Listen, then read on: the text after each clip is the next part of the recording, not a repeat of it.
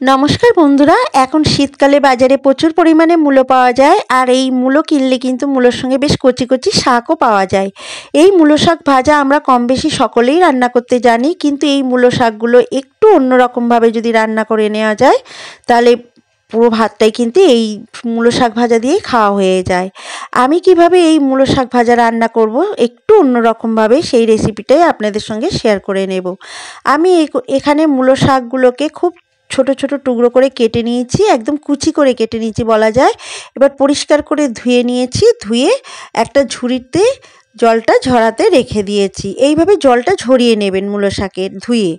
এবারে কড়াইতে 3 টেবিল চামচ সর্ষের তেল দিয়ে দিয়েছি, তাতে একটা শুকনো লঙ্কা ফোড়নের জন্য দিয়ে দিলাম, আর দেব অল্প একটু কালো জিরে ফোড়ন। শুকনো লঙ্কা আর কালো জিরে ফোড়নটা একটু ভাজা ভাজা করে নেব। ফোড়নটা যখন একটা মিষ্টি গন্ধ বেরোবে ফোড়নটা থেকে, তখন দেব রসুন কুচি। এই রসুন কুচিটা দিয়ে বেশ খানিকক্ষণ একটু ভেজে নেব।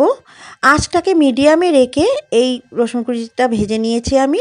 আর দিয়ে দিলাম এখানে 4টে কাঁচা লঙ্কা কুচি। কাঁচা লঙ্কা কুচিটাও রসুনের সঙ্গে একটু ভাজা ভাজা করে নেব। যখন একটু ভাজা ভাজা হয়ে যাবে তখন কেটে রাখা মূলো শাকগুলো দিয়ে দেব। সমস্ত মূলো শাকগুলো দিয়ে দেব। দিয়ে একটু নাড়াচাড়া করে মূলো শাকগুলোকে প্রথমে একটু নরম করে নেব। একটু তেলের সঙ্গে কষিয়ে নিয়ে মূলো শাকগুলো একটু নরম করে নেব। মূলো শাক থেকে কিন্তু অনেকটা পরিমাণেই জল বেরোয়, এখানে আলাদা কোনো জল দেবার দরকার হয় না। মূলো শাকগুলো যখন একদম একটু নরম হয়ে যাবে তখন একটা ঢাকা দিয়ে এই মূলো শাকটা থেকে সমস্ত জলটা বের করে নেব। একটা ঢাকা চাপা দিয়ে আমি 3 মিনিট মতো রান্না করে নিয়েছি। দেখুন মূলো শাকটা থেকে জলটা একদম বেরিয়ে শুকিয়ে গেছে।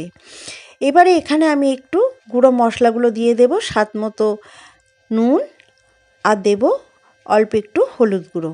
নুন আর হলুদ গুঁড়োটা দিয়ে শাকের সঙ্গে একটু ভাজা ভাজা করে নেব। মূলো শাক ভাজাটা একদম ঝরঝরে করতে হবে, ঝরঝরে শুকনো হলেই খেতে বেশি ভালো লাগবে। আর এই মূলো শাক ভাজায় দিয়ে দেব অল্প একটু চিনি। চিনিটা দিলে মূলো শাক ভাজা যে কোনো শাকের স্বাদ কিন্তু একটু অন্যরকম, মানে স্বাদটা বেড়েই যায়। এবারে চিনিটা খুব ভালোভাবে মিশিয়ে নিয়েছি।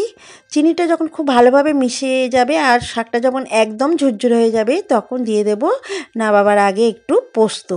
এই পোস্তটা ছড়িয়ে দিলে কিন্তু মূলো শাক ভাজার টেস্টটা কিন্তু আলাদা রকম আসে।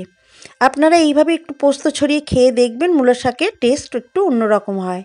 পোস্তটা দিয়ে খানিকক্ষণ বেশ নাড়াচাড়া করে ভাজা ভাজা করে নেব। দেখুন একদম রেডি হয়ে গেছে আমার মূলো শাক ভাজা। আর একটু নাড়িয়ে নেব, মানে জলটাকে শুকিয়ে নেব, একদম ঝরঝরে করে নেব। একদম ঝরঝরে হয়ে গেছে। এবারে আমি মূলো শাক ভাজাটাকে নামিয়ে একটা প্লেটে সার্ভ করে দেব। দেখুন আমি মূলো শাক ভাজাটা একটা প্লেটে সার্ভ করে দিয়েছি। আমার আজকের এই মূলো শাক ভাজা রেসিপি যদি ভালো লাগে তো অবশ্যই লাইক করবেন, আর আমার চ্যানেলটিকে সাবস্ক্রাইব করে আমার পাশে থাকার অনুরোধ রইল। কেমন লাগলো আমার মূলো শাক ভাজা রেসিপি কমেন্টসে জানাতে ভুলবেন না। আর যদি ভালো লাগে তো আপনারাও বাড়িতে এইভাবে বানিয়ে খেয়ে দেখবেন, খেতে একটু অন্যরকম হয়। আবার ফিরে আসবো পরবর্তী একটা রেসিপি নিয়ে। ততক্ষণে সবাই ভালো থাকবেন, সুস্থ থাকবেন, আর আমার ভিডিওটা দেখার জন্য সবাইকে অসংখ্য ধন্যবাদ।